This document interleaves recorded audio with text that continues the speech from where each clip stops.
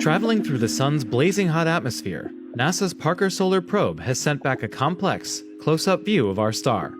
The spacecraft confirmed that our picture of the sun from Earth is deceptively simple.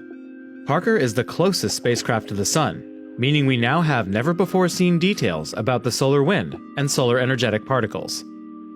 Solar energetic particles are high-energy particles that can endanger both astronauts and satellites in space. The solar wind is the continuous outflow of particles and magnetic field from the sun. Both speed out, filling up space, and affecting space weather throughout our solar system.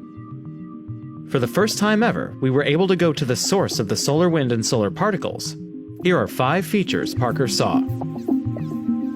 We've long known that space is full of cosmic dust. We can even see the dust from Earth because it reflects sunlight.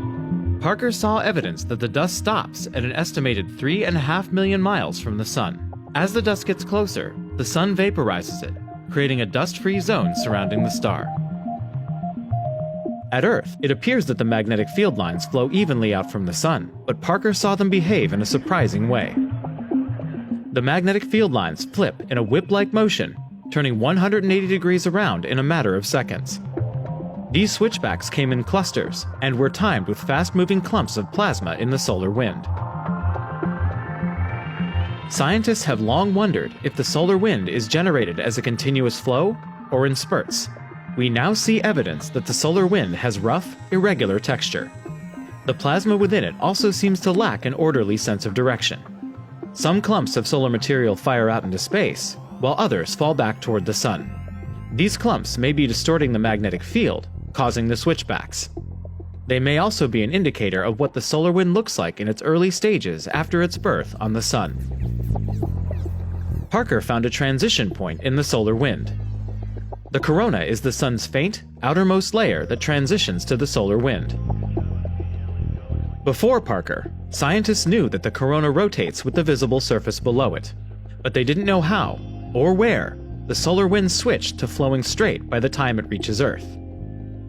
Parker has finally spotted signs of this transition, and the changeover happened significantly farther out than expected.